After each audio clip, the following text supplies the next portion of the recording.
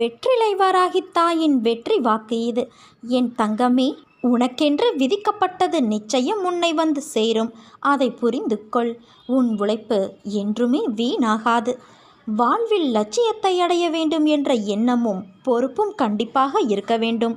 அதே சமயம் எதையும் ஏற்றுக்கொள்ளும் பக்குவமும் வேண்டும்.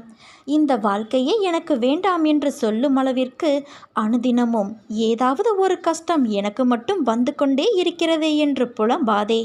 நான் உனக்கு பலமுறை கூறிவிட்டேன், இந்த உலகில் உள்ள அனைவருக்கும் இது போன்ற நிகழ்வுகள் நடந்து கொண்டுதான் இருக்கிறது என்று. உனக்கு பெரிதாக தெரியும் பிரச்சனை மற்றவருக்கு சிறிதாகப்படும். உனக்கு சிறிதாக இருக்கும் பிரச்சனை மற்றவருக்கு தலையாய பிரச்சனையாக இருக்கும். உன்னுடைய பலத்தை நீயே நம்பவில்லை என்றால் வேறு யார் நம்புவது? நம்பிக்கையோடும் மன தைரியத்தோடும் நிதானமாக யோசித்து செயல்படு. உன் காரியம் நிச்சயம் கைகூடும். நிகழ்காலம் உனக்கு கடினமானதாக இருந்தாலும் இது நிரந்தரம் என்று நினைத்து கொள்ளாதே. நிலைகள் மாறும், காலம் மாறும். உன் அம்மா நான் மாற்றுவேன் என் குழந்தையே. நீ எல்லா செல்வ வளங்களையும் பெற்று நல்ல பெயரோடு நிம்மதியான வாழ்க்கையை வாழ்வாய். உன் எல்லா சூழ்நிலைகளிலும் உன் அன்னையான நான் உனக்கு துணை இருப்பேன் குழந்தையே. என் வார்த்தைகள் மீது நம்பிக்கை வைத்து செயல்படு. நல்லதே நடக்கும். எல்லா இடங்களிலும் துரதிர்ஷ்டம் உன்னை துரத்துகிறது என்று நீ எண்ணுகிறாய். அது முற்றிலும் தவறான எண்ணம். உன்னை விதியும் ஆசைகளும் இக்கட்டான சூழ்நிலையில் நீ எடுத்த முடிவுகளும் தான் இந்த நிலைக்கு உன்னை இழுத்து சென்று விட்டது. கவலை வேண்டாம் குழந்தையே, எல்லாம் முடிவரும். நம்பிக்கையோடு நீ செயல்படு. எப்போது என்ன நடக்குமோ என்கிற பயம் உன்னை சூழ்ந்து இருக்கும் வரை உன்னால் நிதானமாக யோசித்து செயல்பட முடியாது. முதலில் மனதை ஒருநிலைப்படுத்து. மனதில் அமைதி இல்லாமல் நீ எதை செய்தாலும் அது சிறப்படையாது. எல்லோரும் உன் உள்ளத்தை காயப்படுத்தும் விதத்தில் நடந்து கொள்கிறார்களே என்று வருந்தாதே.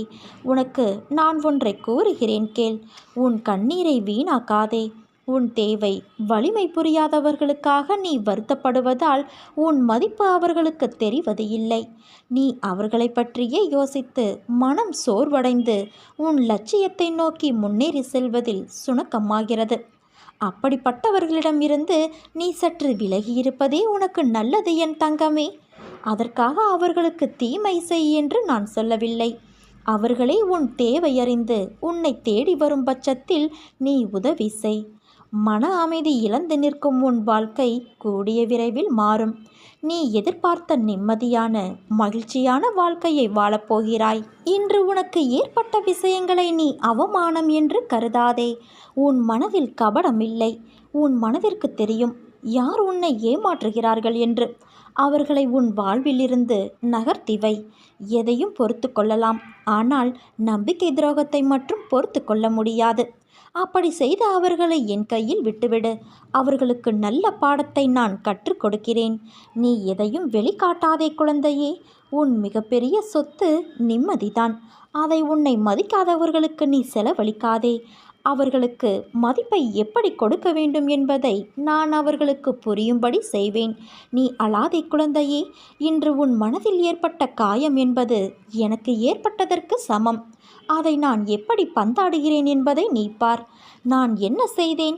ஏன் என் வாழ்வில் மட்டும் இவ்வளவு வலி? ஏன் எல்லோரும் என்னை வந்து காயப்படுத்துகிறார்கள் என்று புலம்புகிறாய்? மற்றவர்கள் செய்த தவறு, துரோகம் ஏன் சுற்றி இருப்பவர்களுக்கு தெரியவில்லை? ஏன் என்னை இப்படி குற்றவாளிகளாக பார்க்கிறார்கள்? அவர்களுக்கு தெரியவில்லையா உண்மை எது என்று? இப்படித்தானே நீ புலம்பிக் கொண்டு இருக்கிறாய். ஆனால் அவர்களுக்கோ அதை அனுபவித்துதான் புரிந்து கொள்ள வேண்டும் என்பது விதி. மற்றவர்களுக்காக யோசி, உதவி செய். மற்றவர்கள் கஷ்டத்தை நினைத்து வருந்து. மற்றவர் வழிக்காக பிரார்த்தனை செய். ஆனால் உன் வாழ்க்கை என்னும் மூச்சை உனக்காக சுவாசி. அதில் ஒருவர் மட்டுமே உயிர் வாழ முடியும். அந்த மூச்சை நீ மட்டும்தான் சுவாசிக்க முடியும். நான் சொல்வதை உன்னால் புரிந்து கொள்ள முடிகிறதா? நீ வைரம். உன்னை ஒரு வடிவம் கொண்டு வருவதற்காக நான் செதுக்குகிறேன். உனக்கு துணையாக நான் வாழ்வேன் என் குழந்தையே. நீ என் பரிபூரண அருளும் ஆசிர்வாதமும் அன்பும் பெற்ற என் செல்ல குழந்தை. நான் இல்லாமல் நீ எப்படி தனித்து இருக்க முடியாதோ அப்படித்தான் உன்னை பிரிந்தும் என்னால் தனித்திருக்க முடியாது. உன்னை என் கரத்தில் தாங்குகிறேன். உன் கர்மாக்கள் எல்லாம் மீதமில்லாமல் நசிந்துவிடும் அளவுக்கு என் பெயரை உச்சரித்து கொண்டே இருப்பதால் ஒரு லோபியைப் போல ஒரு பொக்கிஷமாக இரவு பகலாக உன்னை நான் பாதுகாக்கின்றேன். யாரிடம் நீ மனமிட்டு உன் குறைகளை பகிர்ந்து கொள்கிறாயோ அங்கிருந்து நிவர்த்திக்கான வழிகளை நான் நேர் செய்கிறேன். யாரை தேடி நீ போகிறாயோ அவராகவே நான் இருந்து உன்னை வரவேற்று உபசரிப்பேன். எனக்கு பிரியமானவர்கள் உனக்கு ஆசி கூறுவார்கள். அந்த ஆசியை வழங்குவது உன் அன்னையான நானே என்று அறிந்து கொள். சோதனை காலத்தில் உன்னோடு யாராவது பயணித்தால் அதுவும் நானே. வீட்டில் இருக்கும் சந்தோஷம் மிக பெரியது. அந்த சந்தோஷத்தின் அடிப்படையில்தான் உன் கஷ்டம் விலகுவதன் வேகமும் இருக்கிறது.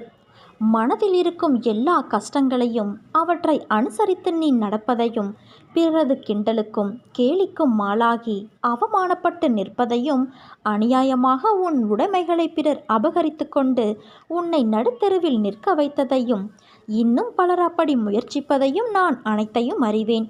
தப்பு செய்தவர்களுக்கு தண்டனையை தப்பாமல் தந்து உனக்கு நீதியை சரி செய்யும் நாள் நெருங்கிக் கொண்டு இருக்கிறது. நம்பிக்கையாய் பொறுமையாய் நேர்மையாய் உன்னை வழிநடத்தி வெற்றி என்னும் அமிர்தத்தில் நிம்மதியான மனநிறைவில் நீ தித்திக்கப் போகின்றாய். சதா என்னை நினைத்து கொண்டு இரு. நான் அனைத்தையும் நடத்துகிறேன் என திடமாக நம்பு. எனக்கு நானாகவே செய்கிறேன் என்ற பாவனையை வளரவிடாதே குழந்தையே. நான் உனக்கு துணையாக இருப்பேன். விதைகள் என்றுமே தன் வளர்ச்சிக்கு காரணங்களை தேடுவது இல்லை. நாம் விதைக்கப்பட்டோம். எல்லா தடைகளையும் கடந்து ஒரு நாள் மரமாக உருவெடுப்போம் என்ற நினைப்புதான் அது வளர்ந்து நிற்க காரணம். அதே போல தன்னை போன்று இன்னொரு மரம் வளரவும் வழி செய்யும். அதே போலத்தான் நீயும் வளர்வாய். வாழ்வில் ஒன்றை செய்வதற்கு காரணங்களை தேடினாய் என்றால் உனக்கு என்றைக்கும் பதில் திருப்தியாக கிடைக்காது. உலகம் ஏன் படைக்கப்பட்டது, ஏன் மனிதர்கள் படைக்கப்பட்டார்கள் என்ற கேள்விகளுக்கு கடவுளால் தான் பதில் கூற முடியும். இயற்கை என்ற படைப்பு எதற்கு என்றால் படைத்த உயிரினங்களின் வாழ்க்கைக்கு உதவி புரிய. இதற்கு உன்னால் பதில் கூற முடியும். காரணம் ஒன்றை படைத்து அதை நிலையில் பயணிக்க உதவும் என்ற நோக்கம். ஆனால் என்னை ஏன் படைத்தீர்கள், ஏன் இந்த வாழ்க்கை, எதற்கு அன்பு வெறுப்பு இன்பம் துன்பம் வெற்றி தோல்வி இவற்றையெல்லாம் எதற்கு வாழ்வில் கொடுத்தீர்கள் என்றால் ஒரு காரணம்தான். உன் வாழ்விற்கான தேடல், அதன் பயணம், அதனுடைய அடுத்த தளம், வாழ்க்கை பற்றிய படிப்பு அனுபவம், நீ கற்ற பாடம் என இந்த நோக்கத்திற்காகத்தான் நீ பிறப்பு எடுக்கிறாய். அந்த வாழ்க்கையில் நீ செய்யும் கர்மவினை என்ற முக்கிய குறிப்பு தான் உன் அடுத்த ஜென்மத்திற்கான வழிகாட்டல். அதனால் இந்த வாழ்க்கையில் ஏன் என்ற கேள்வி புத்தியை மாற்றிவிட்டு எல்லாம் கடந்து முன்னேறத்தான் என்ற நோக்கத்தோடு செயல்படு. நீ ஜெயமாக நல்ல ஆரோக்கியத்தோடு எல்லா செல்வ வளங்களையும் பெற்று சீரும் சிறப்புமாய் மகிழ்ச்சியான வாழ்க்கையை பெறுவாய். இன்று மாலை உன் மாளிகையின் வாசலுக்கு நான் ஒரு வரம் ஒன்று தர வருவேன். நீ அதை நன்றாக உணர்ந்து மகிழ்ச்சியில் திளைக்கப் போகிறாய் என் குழந்தையே. உனது கோரிக்கைகளை என் செவிகளின் வழியாக கேட்டுக்கொண்டே இருக்கிறேன். உனக்காக அவதரித்தவள் நான். உன்னை அழகுபடுத்தி வாழ்க்கை என்னும் புத்தகத்தில் நுழைத்து அதை பக்குவமாக கையாள வைத்திருக்கின்றேன். காயங்கள் இல்லாமலும் வலிகள் இல்லாமலும் வாழ்க்கையை கையாள முடியுமா? பொறுமை சகிப்புத்தன்மை வேண்டும். அகங்காரம் அகந்தை இவைகளை தவிர்க்க வேண்டும். அதன் பிறகு எல்லாமே உன்னால் முடியும். வாழ்க்கை சக்கரத்தில் அனைத்தையும் எதிர்த்து சந்திக்க நீ தயாராக இருப்பாய். வாழ்க்கையில் வருவது அத்தனையும் நிரந்தரமில்லை. அனைத்தும் மாயை. ஒரு நாள் உனக்கு, இன்னொரு நாள் வேறு ஒருவருக்கு. அதனால் கவலைப்படாமல் மகிழ்ச்சியோடு இருக்க நீ பழகிக்கொள். உனது கோரிக்கைகள் எதுவாக இருந்தாலும் அதை கண்டிப்பாக நான் நிறைவேற்றி தருவேன். கரும வினைகள் உன்னை விட்டு விலகப் போகிறது. கடன் தொல்லைகள் விலகப் போகிறது. வரவேண்டியது வந்து சேரும். நீ எதற்காக காத்திருந்தாயோ அது நிறைவேறும். நீ விரும்பிய வாழ்க்கை, விரும்பிய வேலை இவை அத்தனையும் என் பரிபூரண ஆசிர்வாதத்தோடு உனக்கு கிடைக்கப் போகிறது குழந்தையே.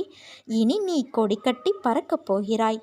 கஷ்டப்படுகிறேன், என்னிடம் இல்லை, எப்படி தருவேன், எதற்காக தர வேண்டும், எதற்காக செய்ய வேண்டும், இப்படி பேசுவதை இன்றோடு தவிர்த்துவிடு. நான் இருக்கும்போது கடுகளவும் நீ கலங்காதே. உன்னை எவரிடத்திலும் நான் விட்டு கொடுக்க மாட்டேன். எந்த நேரத்திலும் கைவிடவும் மாட்டேன். நலமாக இருக்கிறேன், முடிந்ததை செய்கிறேன், முயற்சிக்கின்றேன், தருகிறேன், இப்படி சொல்ல பழகிக்கொள். என்னை சரணாகதியடைந்தால் உன்னை நான் பாதுகாப்பேன். நீ பொறுமையாக இரு. உன் அம்மா நான் உன்னோடு தானே இருக்கிறேன். என்னுடைய பாதத்தை தஞ்சமடைந்த பிறகு பொறுமையை சோதிக்கும் நிகழ்வுகள் நடக்கும். எல்லாமே கழுத்தை பிடித்து நெரிப்பது போல இருக்கும். அதை கண்டோ கேட்டோ தளராமல் உறுதியோடு இருந்து நாம் உறுதியை குலைக்கும் மனக்கவலையை விட வேண்டும். என் பேரில் உன் பளுவை சுமத்தினால் அதை நிச்சயம் நான் சுமப்பேன் என உனக்கு உறுதியளித்துள்ளேன். நான் இருக்க பயம் ஏன் உனக்கு? என்னை நம்புகிறவர் என் வார்த்தையின் மேல் நம்பிக்கை வைத்து தன் கவலையை விட்டு விட வேண்டும். அன்னையின் மீது பாரத்தை ஏற்றியாகிவிட்டது. இனி அவர் பார்த்து கொள்வார். ஒருவேளை பார்க்காமல் போனாலும் நான் கவலைப்படமாட்டேன். ஏனென்றால் என்னை பற்றி கவலைப்பட வேண்டியது என் அன்னை, நான் அல்ல என்ற உண்மையை உணர வேண்டும். வாழ்வில் எனக்கென்று யாரும் இல்லை, என்னை தேற்றுவார் யாரும் இல்லை, என்னை முன்னேற்ற அடையும் எந்த ஒரு சூழ்நிலையும் கிடைக்கவில்லையே என வருத்தம் கொள்ளாதே. சூழ்நிலையும் முன்னேற்றமும் ஏற்படுத்துவதல்ல, உருவாக்குவது. அதை நான் உனக்கு உருவாக்கியுள்ளேன். நீ கவலை கொள்ளாதே குழந்தையே. உன் வராகித்தாய் நான் இருக்க பயம் ஏன் உனக்கு?